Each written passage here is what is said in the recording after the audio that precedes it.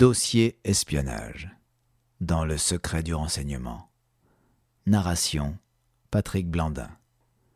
Un programme de la Compagnie du Savoir. Les Rosenberg.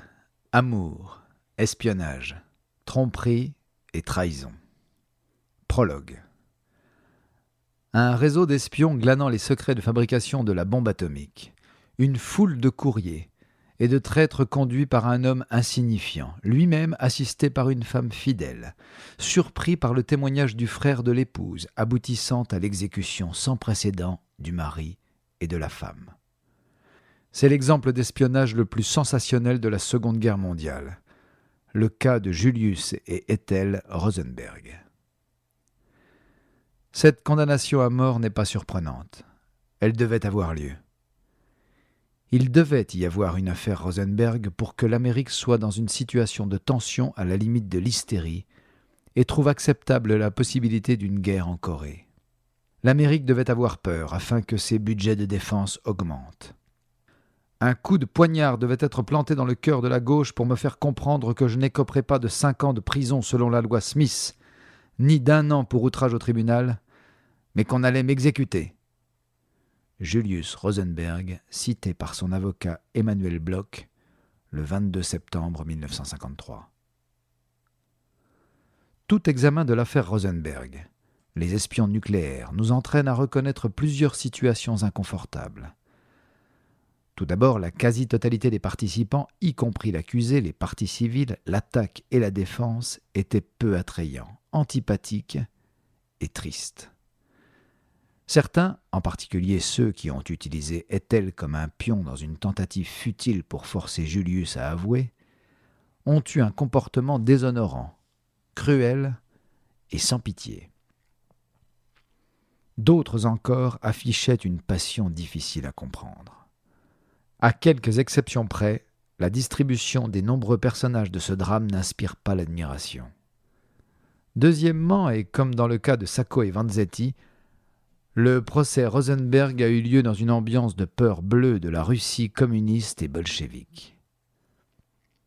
Mais cette fois, la paranoïa était alimentée par la menace de l'envoi d'une bombe atomique par la Russie, de l'invasion de la Corée du Sud par la Corée du Nord communiste et de l'intensité de la passion suscitée par la politique de McCarthy.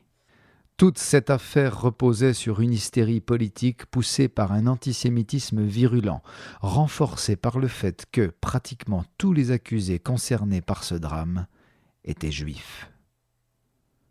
Enfin, l'affaire ressemblait à une tragédie en accéléré. Si les acteurs principaux avaient été des rois, des reines ou des dieux, tous les ingrédients de la tragédie grecque étaient réunis. Mais ce fut avant tout une terrible histoire d'amour.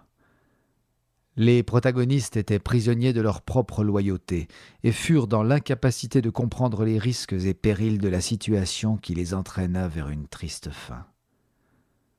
Ce ne fut pas une tragédie classique, mais elle n'en fut pas moins dramatique. Premier acte. Le sentier des crimes.